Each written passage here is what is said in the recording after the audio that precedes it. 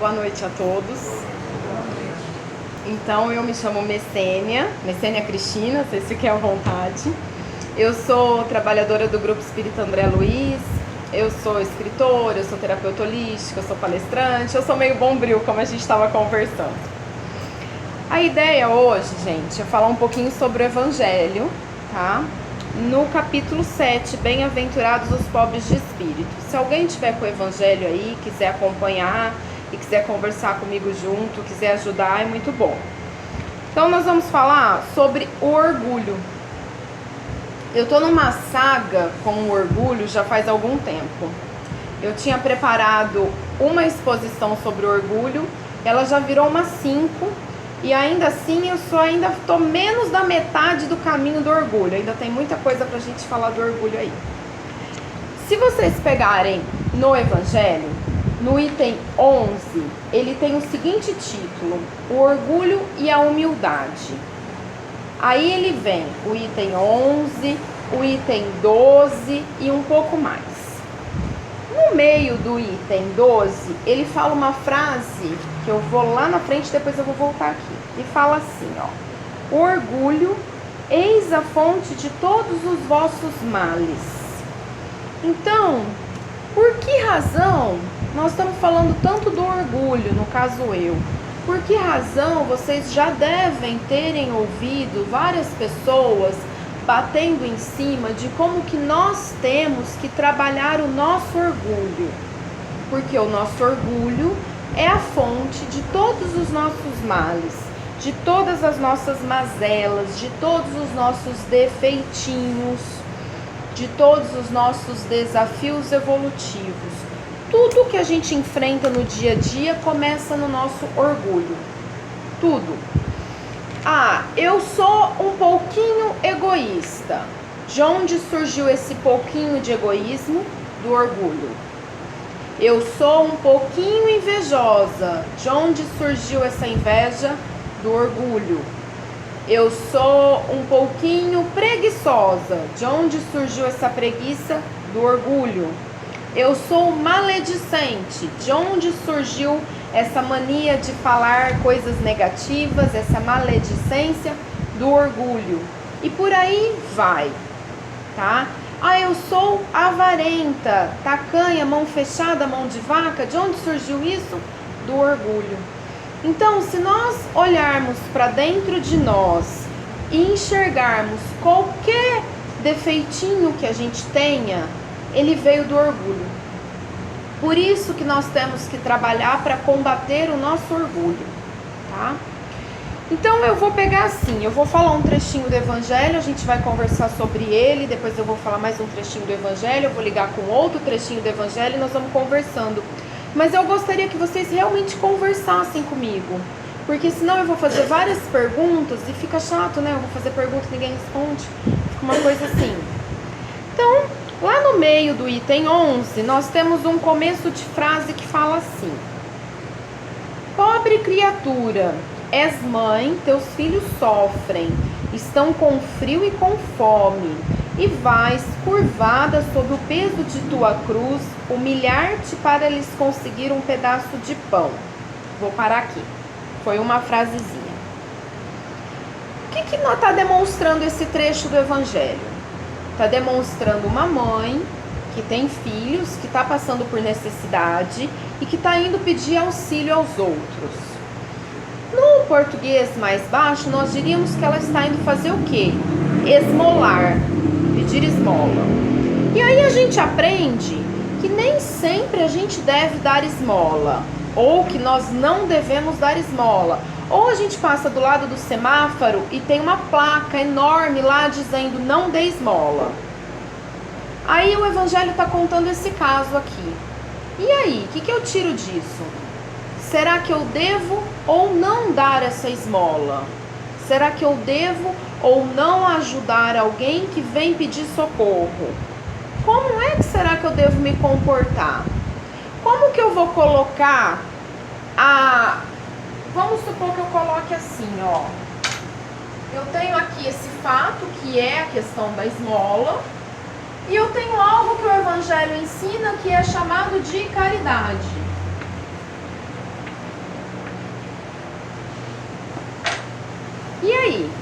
faço diante de um caso assim? O que vocês acham? Eu tô perguntando pra vocês porque eu não cheguei em conclusão nenhuma ainda, entendeu? Depende o caso, às vezes, vamos lá, às vezes eu tô no semáforo, alguém me pede alguma coisa, às vezes eu tô assim, intuída de uma benevolência que não é minha, alguma coisa que eu peguei de algum espírito que tá passando, e aí eu ajudo. E tem vezes que eu simplesmente falo não, obrigada e vou embora. Mas num caso que aconteceu comigo, quando a gente faz o curso de expositor espírita, eles falam que a gente não pode falar da nossa vida, mas eu não posso falar da sua, que eu não te conheço, tem que ser da minha. Então o que acontece? Um dia eu estava no semáforo e tinha um rapaz que vendia bala, essas coisas. E eu não comprava nada por conta dessa história do não dê esmola, não dê dinheiro no semáforo e tudo mais. Mas eu parei para conversar com ele. Falei, mas e aí, por que você tá vendendo bala, tal, não sei o que, você procurou outro trabalho, tal? Eu dei atenção. Ele me agradeceu por meses e meses a fim, porque ele dizia o seguinte, que as pessoas passavam perto dele, fechavam, trancavam a tranca das portas, fechavam os vidros e ficavam com medo de que ele fosse assaltá-las. Então, na verdade, ele não estava precisando nem do dinheiro, ele estava precisando de uma palavra amiga, de um sorriso, de uma caridade moral, ele estava precisando de uma atenção, ele estava precisando ser visto como outro ser humano e não como alguém que era uma ameaça. E a gente nem tem ideia de que isso acontece. Mas vamos lá, será que é importante eu debater hoje se eu devo ou não dar esmola? Ou eu vou perguntar, o que isso tem a ver com orgulho que você estava falando? Porque você começou a falar do orgulho, aí você contou essa história, você está falando disso, o que tem a ver uma coisa com a outra? A gente voltando, depois eu sugiro que vocês leiam esses trechos em casa, já que ninguém está com o evangelho na mão, né? A gente voltando, ele faz uma comparação, ele fala assim, ó, se você vê alguém na sarjeta passando fome, você vai falar o quê? Você vai apontar o dedo e vai passar longe dessa pessoa, ou você vai se colocar numa posição de superioridade em relação a essa pessoa que está lá estirada passando fome. É a mesma história com essa mãe que está esmolando. Será que se eu ouvir uma mãe pedindo auxílio, pedindo esmola, eu vou parar para conversar, ou eu vou dar alguma coisa, ou às vezes eu até vou dar alguma coisa para eu me livrar da situação, mas o que eu vou estar sentindo nesse momento? Será que eu vou me colocar numa posição de superioridade? Será que eu vou achar que eu sou melhor do que esta pessoa? Porque se eu sentir isso, eu tenho certeza que vocês não devem sentir isso, é só eu. Se eu sentir isso, eu estou sendo orgulhosa. É aí que entra o orgulho, tá? Então o orgulho entra nessa historinha que é contada no Evangelho, no sentido, como eu estou vendo essa pessoa que está se humilhando, porque é o que fala aqui, ó, humilhar-te para lhes conseguir um pedaço de pão. Então, como eu vejo esta pessoa que está se humilhando, porque ela está precisando de auxílio, como eu trato esta pessoa que está se humilhando e como eu me coloco numa posição de superioridade.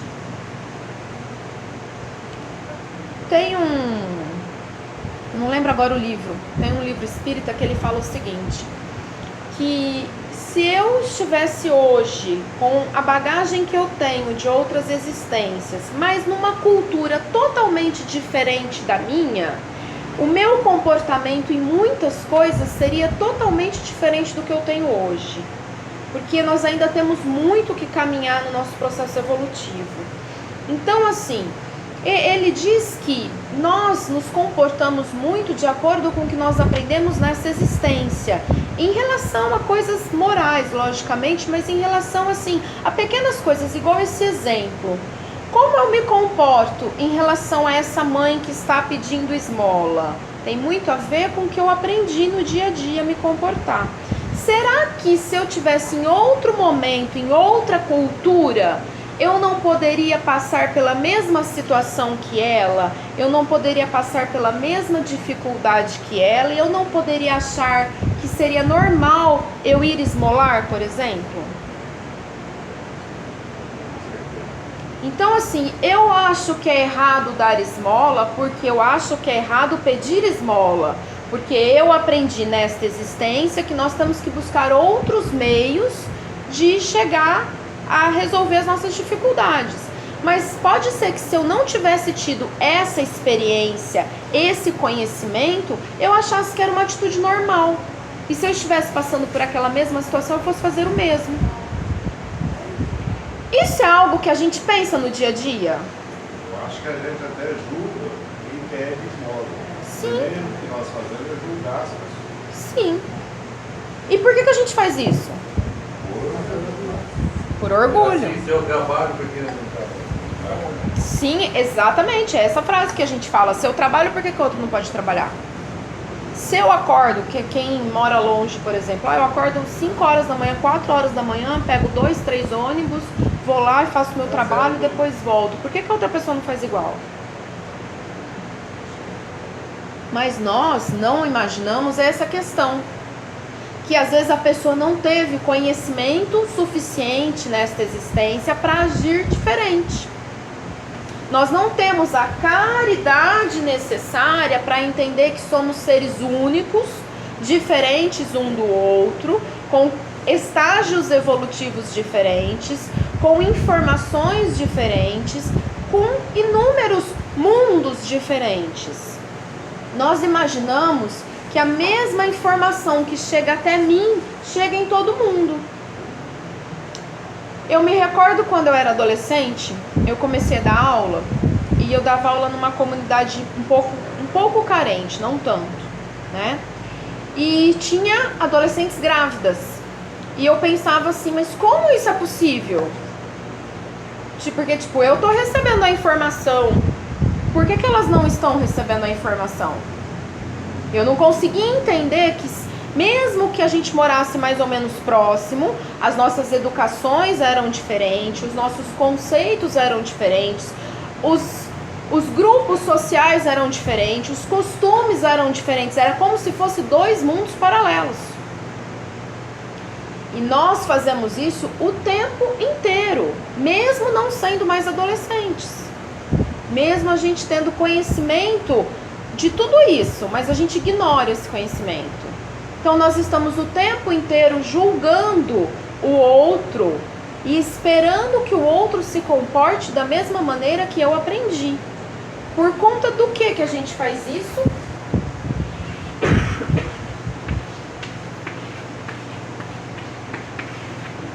Por conta do nosso orgulho. Por conta de acharmos que somos superiores ao que o outro está vivendo. Tem até um ditado que fala assim, é muito mais fácil eu ver o problema do outro do que o meu.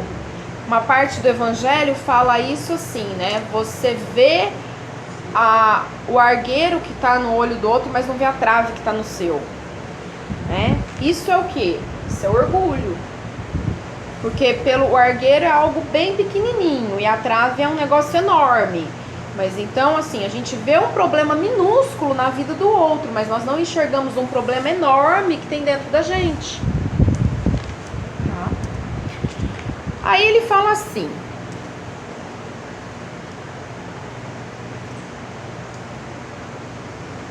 É que eu achei um monte de coisa que eu anotei aqui, depois eu volto nisso. Ele fala assim, ó. Eu me inclino diante de ti. Quanto és nobremente santo e grande aos meus olhos. Espera e ora. Vamos lá, paramos mais um trecho. Espera e ora. Alguém aqui sabe fazer isso? Alguém conhece a palavra ansiedade? Então, quando a gente tem qualquer situação na nossa vida, o que a gente faz? A gente se desespera em ansiedade, a gente fica louco, ensandecido, a gente fica rezando para alguém pisar no rabo do nosso cachorro, para a gente ter desculpa para brigar com o mundo. Porque nós estamos passando por alguma pequena tribulação. A gente costuma falar assim, você não sabe o tamanho da minha dor. Alguém já falou isso aqui? Você não sabe o que eu estou passando. Alguém já falou isso aqui? Quem falou que o que você está passando é maior do que a pessoa que está te ouvindo? Às vezes a pessoa tem um câncer e a gente não está sabendo. Às vezes a pessoa faliu, tipo assim, milhares e milhares de reais e a gente não tá sabendo. Às vezes a pessoa tá com um problema seríssimo na família, de divórcio, com filho com droga, etc. Nós não estamos sabendo. E nós estamos dizendo o quê? Você não sabe o tamanho da minha dor. Você não sabe o que eu estou passando. E às vezes a única coisa que aconteceu foi que você teve um pequeno acidente de trânsito que não feriu ninguém, não aconteceu nada com ninguém, foi apenas um desconforto naquele momento. O que é isso? Nosso orgulho. Quem falou que a minha dor é maior do que a do outro? E mesmo que a minha dor seja maior do que a do outro, alguém já ouviu aquela outra frase, bem assim popular, que Deus não dá uma cruz que a gente não possa carregar? Né? No Evangelho está isso em outros nomes, está escrito assim: a quem muito foi dado, muito será pedido, né? Que está muito semelhante a isso. Então assim, vamos lá, vamos supor que a minha dor seja enorme, eu tenho o direito de jogar isso naquela pessoa que está sofrendo e que está vindo dizer para mim o problema que ela está sentindo? E falar para ela assim, mas você não sabe o que eu estou passando? A gente nem ouve, né? A pessoa começa a contar, a gente já corta a pessoa no meio, no comecinho da história já fala, você não sabe o que me aconteceu. Essa semana me aconteceu uma tragédia. E você começa a falar, sem ponto, sem vírgula. Você nem perguntou pra pessoa se a pessoa tá bem. Você nem falou boa noite. Você não falou bom dia. Você não falou oi. Você não fez nada disso. Boas maneiras não existe. Você simplesmente cortou o sofrimento que ela ia te contar. Orgulho.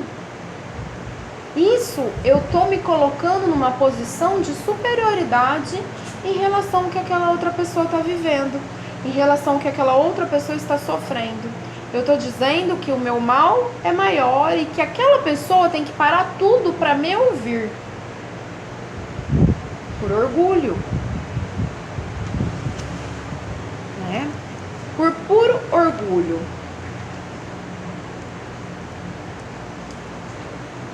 A humildade, se a gente pegar esse trecho que a gente leu sobre a moça que estava pedindo esmola, se a gente voltar um pouquinho no Evangelho, ele fala assim, que a humildade é o exato oposto do orgulho.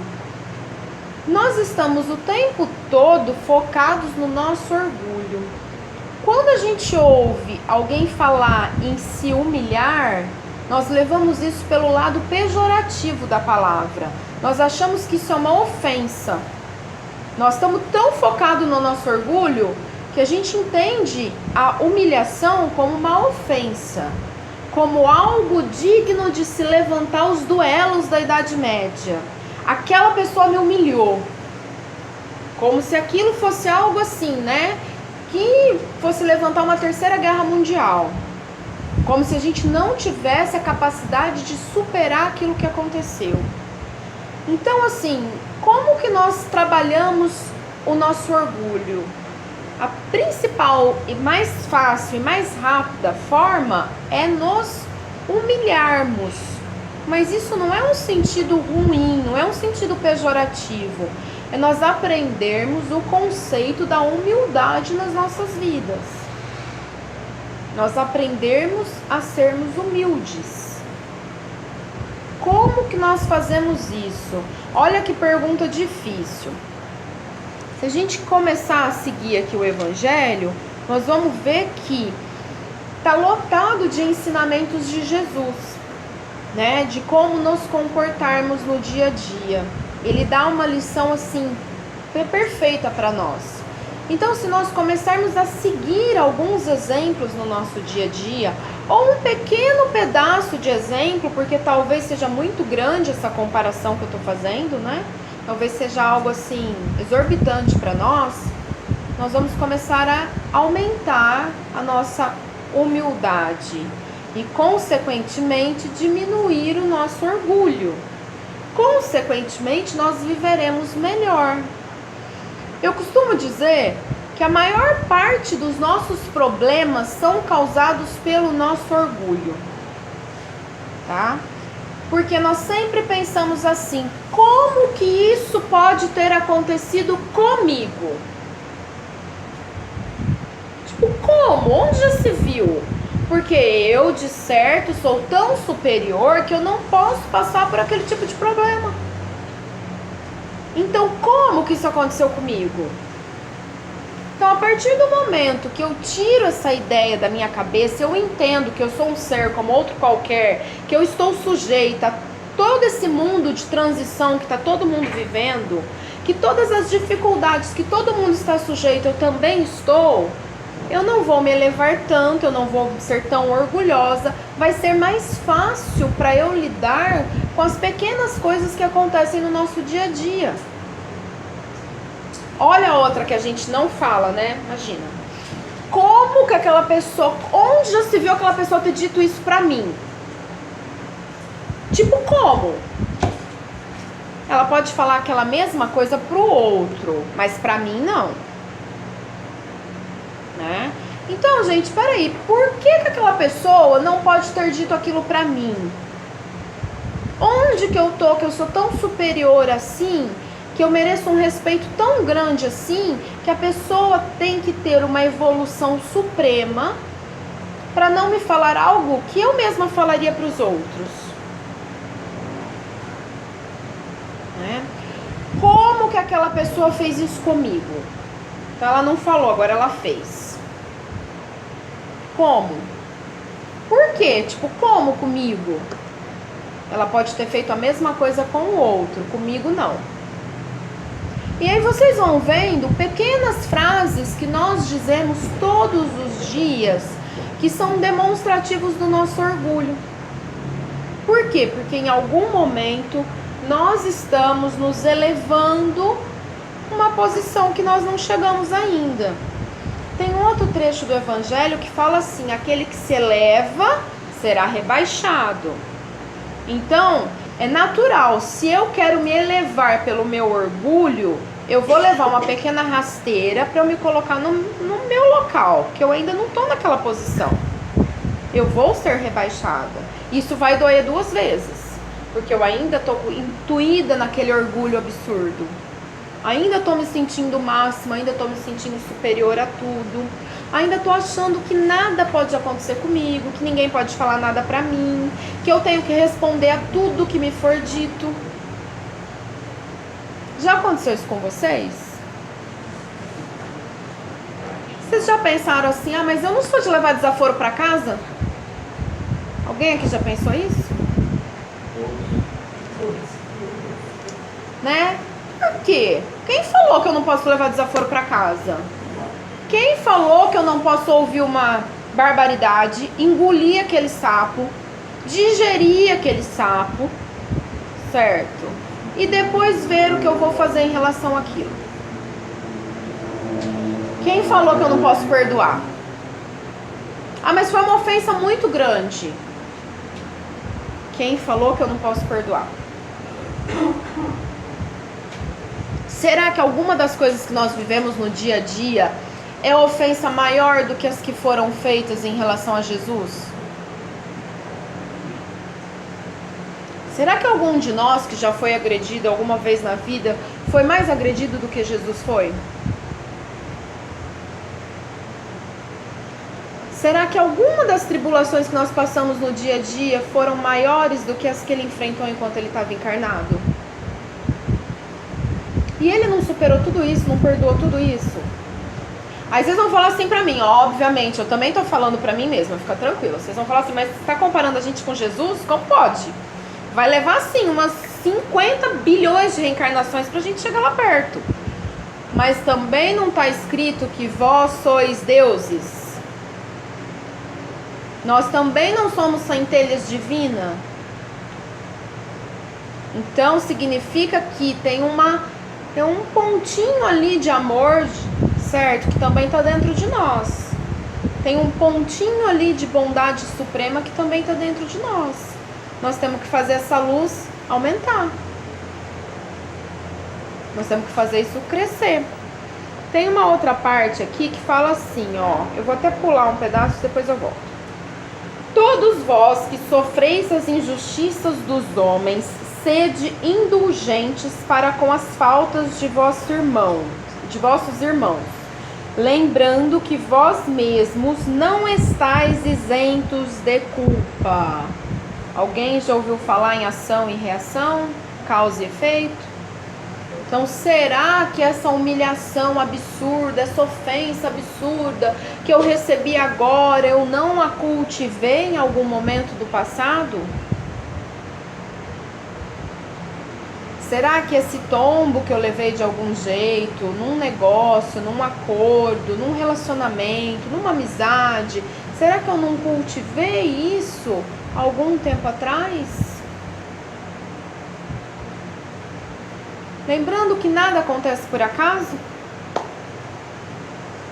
Muitas vezes, o mais absurdo de tudo que possa parecer que acontece nas nossas existências, e acontecem coisas absurdas, que mesmo a gente sendo espírita, a gente não sabe de onde surgiu aquilo, mesmo a gente lembrando de tudo isso, é o momento da gente parar, respirar fundo, lembrar dessa parte. Lembrando que vós mesmos não estáis isentos de culpa. Lembrar dessa questão de ação e reação. Algumas vezes nós não cultivamos os nossos problemas em vidas anteriores, né? Não sei se vocês são adeptos aqui ou não, se alguém leu o livro Emoções que Curam, do Vanderlei de Oliveira e da Irmã Dufaux. Ele fala assim, tem uma parte lá que ele fala que apenas 1/3 do que a gente vive hoje, do que a gente experimenta, veio de vidas passadas. Que 2/3 nós causamos aqui mesmo. Então, assim, existem 2/3 aí de situação que a gente enfrenta no dia a dia que nós mesmos causamos nesta existência. E existe esse 1/3 que seria resgate. Eles até têm uma outra frase que eles falam assim, que a semeadura é opcional, mas a colheita é obrigatória. Está bem relacionado a causa e efeito. Então, em algum momento lá atrás, eu semeei esse problema que está surgindo hoje. Que eu tenho uma conhecida que ela achou um termo novo para a gente falar problema, que é perfeito. Desafio evolutivo. Porque todos os nossos problemas, todas as nossas dificuldades são exatamente isso. São desafios evolutivos. São para fazer a gente crescer, para fazer a gente melhorar, para fazer a gente aprender e subir. Então, vamos lá, eu tô com algum probleminha hoje e não causei lá atrás. E nesta existência eu não consigo achar razão para aquilo ter acontecido. Como eu disse, acontecem uns absurdos que a gente não sabe de onde. É o momento de eu parar e pensar que aquilo é uma lição, que aquilo é um aprendizado, que aquilo vai me trazer algo que neste momento que eu tô com a cabeça quente, que eu tô envolvida no meu orgulho, eu não estou conseguindo enxergar, mas vai me trazer algum benefício daquilo, algum aprendizado. Por quê? Porque da mesma forma que está contando aqui essa historinha, os benfeitores espirituais estão o tempo todo ao nosso lado, nos carregando no colo o tempo todo.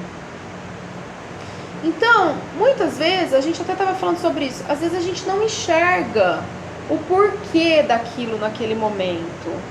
Mas vocês podem ter certeza absoluta que a espiritualidade maior está coordenando esse barco, que às vezes a gente acha que está à deriva. Está encaminhando as coisas. Às vezes o que parece um furacão vai ficar só coisas positivas depois disso. Isso tem muito relacionado com essa penúltima parte que eu li. Espera e ora. É o que? É a fé. É o que nós não aprendemos a fazer, não aprendemos a ter, não aprendemos a desenvolver ainda. Né? No capítulo 27 do Evangelho, é o capítulo inteiro com o título Pedi e obtereis. Sobre a ação e eficácia da prece. Né? Então, por que algumas pessoas... Vocês já ouviram alguém virar para alguém e falar assim, reza para mim, porque tudo que você reza, você consegue para os outros, então reza para mim, fazendo favor? Então, por que algumas pessoas têm essa facilidade de serem ouvidas com a prece e outros de nós nem tanto? Provavelmente porque está faltando fé, está faltando esperar e orar. muitas vezes a gente faz aquela prece mecânica. Ela é válida? Também é, tá, gente? Porque, vamos lá, eu tô muito nervosa que aconteceu alguma coisa comigo, eu tô com meu orgulho aqui, ó, latente, eu não tô nem conseguindo me concentrar. Se eu começar a repetir um Pai Nosso mecanicamente, devagarzinho o meu padrão vibratório vai subindo, vai se elevando, e aos poucos eu vou conseguir raciocinar e fazer uma prece adequada. Então ele também é válido, essa repetição mecânica. Mas, para eu ter uma eficácia maior da prece, eu preciso me concentrar, eu preciso pedir com vontade, eu preciso ter fé, eu preciso esperar e orar, né? Eu preciso deixar aquela ansiedade de lado, né? Ter paciência, porque às vezes é o que eu falei, a gente fica naquela loucura e quer pra ontem, e não vai ser às vezes tão rápido assim, né? Preciso me trabalhar para isso. Tem gente que acredita no poder do subconsciente, tá? Eu sou assim, eu tenho alguns temas que eu sou um pouco política, sabe? Porque eu respeito muito a crença de cada um. Então, às vezes eu vou falar algumas coisas que vocês não estão muito acostumados a ouvir de alguém aqui na frente. Mas vamos lá, tem gente que acredita muito nessa questão do poder do subconsciente. Eu até estou relendo um livro que fala sobre isso, e ele diz que a sua mente trabalha o que você está precisando e encontra um jeito de fazer aquilo chegar até você. Mas ele também fala muito sobre o poder da oração, então é uma faca de dois gumes aí. Mas vamos lá, vamos dizer que eu sou uma pessoa um pouco descrente na doutrina, vamos dizer que eu estou começando a vir faz pouco tempo, que eu tenho as minhas dúvidas, né? Vamos dizer que eu fico na dúvida se são os benfeitores espirituais que me ajudam, ou se sou eu que consigo as coisas por mim mesmo. Vamos dizer que eu tenho esse tipo de dúvida. A partir do momento que eu acredito que eu mesma vou conseguir aquilo, eu estou tendo fé, né? Mesmo que seja em mim, eu estou tendo fé.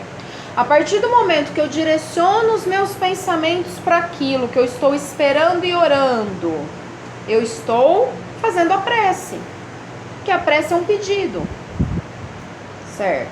Mesmo que às vezes eu não encaminhe, mesmo que às vezes eu não falo assim, não, olha, eu estou pedindo para a espiritualidade, eu estou pedindo para Deus, eu estou pedindo para Jesus, eu estou pedindo para Maria, eu estou pedindo para o meu anjo protetor, mesmo que eu não encaminhe para alguém esse pedido, grandes chances de que ele seja atendido. Porque eu estou direcionando uma energia positiva em cima daquilo, eu estou aumentando o meu padrão vibratório com aquilo, eu estou trabalhando em cima da fé, mesmo que eu não dê um nome específico. Por quê? Porque os benfeitores espirituais, eles estão num patamar de evolução e amor muito maior do que o nosso. Eles não vão se apegar se o nome dele está sendo dito ou não. Eles não vão se apegar se eu estou determinando que determinada pessoa me auxilie ou não. Então, é importante também, é válido também. Eu não preciso necessariamente ser, como que a gente fala? Devoto, né? Não preciso necessariamente ser devoto de alguém específico, né? É a liberdade de cada um, do conhecimento, da crença em que cada um se encontra de acordo com o estágio evolutivo. Só que isso que eu estou dizendo aqui é algo que a gente também tem que aprender a respeitar. Porque se eu tenho alguém na casa que é devoto de, vamos supor, de Santo Expedito, e faz as preces para Santo Expedito porque teve um histórico católico e tudo mais, e eu acredito que eu posso simplesmente pedir para a espiritualidade maior, eu tenho que aprender a respeitar aquele que ainda tem esse pensamento. Se eu tenho um terceiro que acredita que eu sozinho consigo tudo pela força do meu subconsciente, eu tenho que aprender a respeitar esse outro também, que está pensando diferente desses dois primeiros. Quando eu respeito as diferenças, eu não estou sendo orgulhosa. Eu estou trabalhando a minha humildade. Então isso também é muito importante. A felicidade ainda não é deste mundo. Nossa, e agora? Agora, se descuidar, dá pra gente ficar 5 dias aqui, mas eu não posso, eu só tenho mais poucos minutos. Então eu vou deixar um monte de pergunta pra vocês pensarem sobre. E aí, o que vocês acham? Vocês são felizes?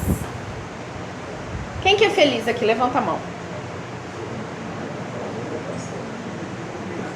Mas e aí, como é que a gente faz? O Evangelho acabou de falar que a felicidade não é desse mundo. Como vocês são felizes?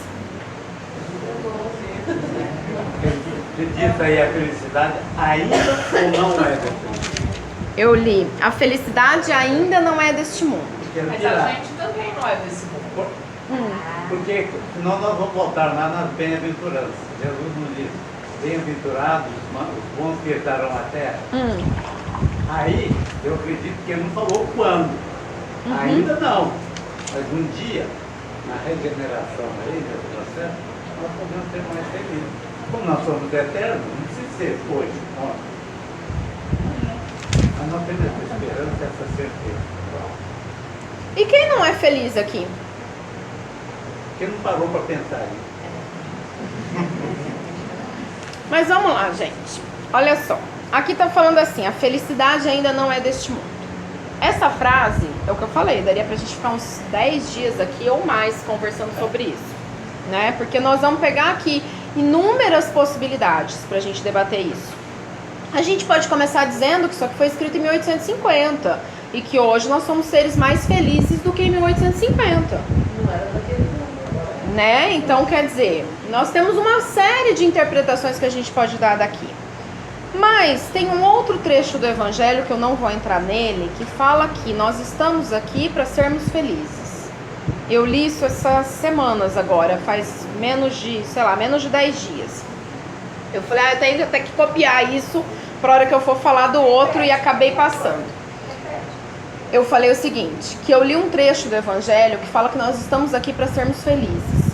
Que faz coisa de uns 10 dias, que eu até falei pra mim mesma, eu preciso copiar nesse outro texto, mas não fiz. Mas vamos lá. Ninguém está aqui para sofrer, tá, gente?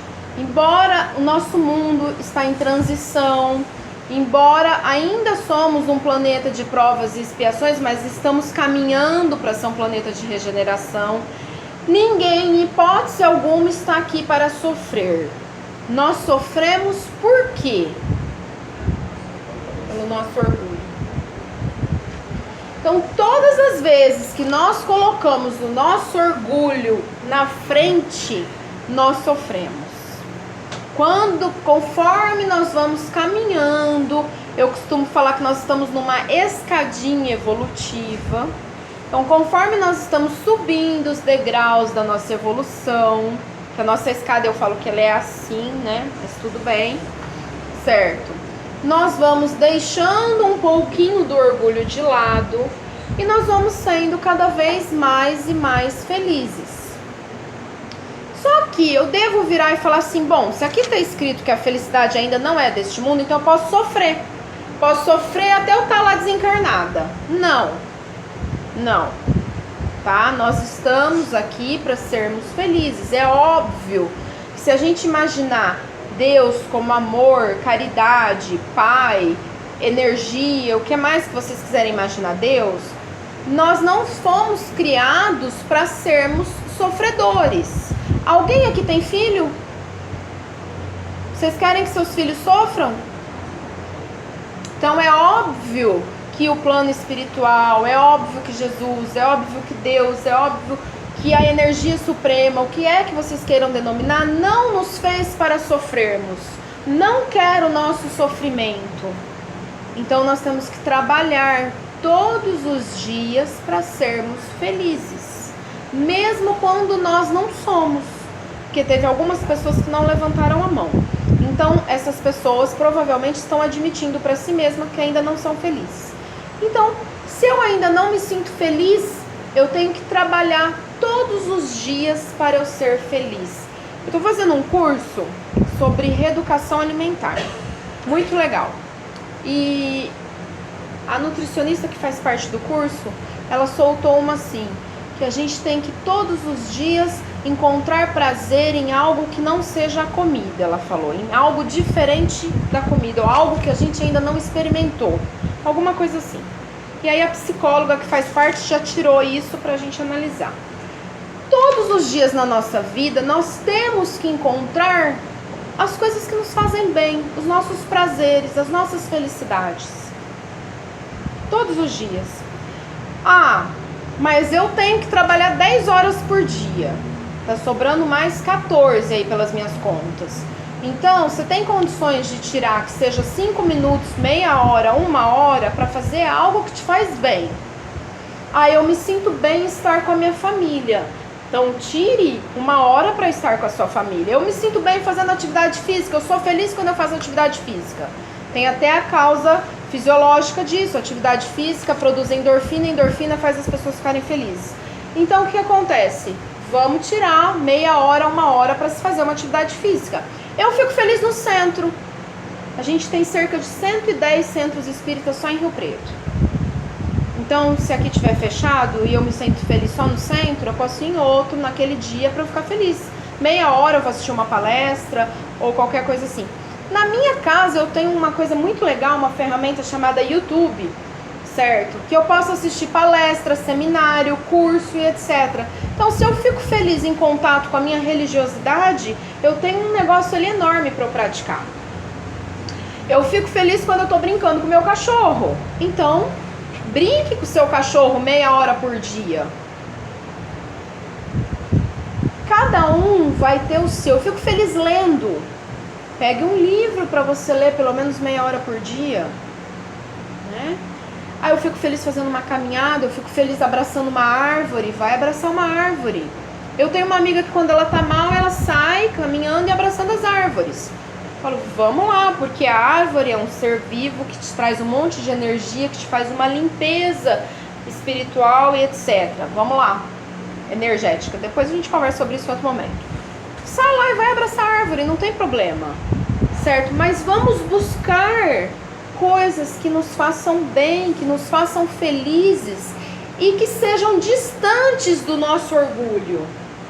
Todos esses exemplos que eu dei para vocês estão distantes do nosso orgulho. Vamos trabalhar por isso. Vamos trabalhar o perdão, né? O perdão, gente, não é para quem te ofendeu, tá? O perdão é pra gente. A pessoa que em algum momento nos ofendeu, ela não tá nem aí se você vai perdoar ou não. Pode ter certeza absoluta que não faz diferença na vida dela, mas na nossa, o dia que a gente consegue efetivamente perdoar alguém, é uma alegria tão grande, é uma felicidade tão grande que não tem fim. Adorei o nosso bate-papo. Vocês são ótimos, certo? Adorei que vocês conversaram um monte comigo. E preciso parar por conta do horário. Agradeço muito a oportunidade de ter estado aqui. Agradeço muito os ouvidos de vocês, certo? Que vocês estavam todos fazendo caridade. Então eu agradeço muito. Espero que todos possamos sair daqui melhores do que chegamos. Que todos alcancemos o que viemos buscar, certo? E que todos consigamos trabalhar os nossos orgulhos. Que a paz do Divino Amigo esteja com todos nós. Obrigada.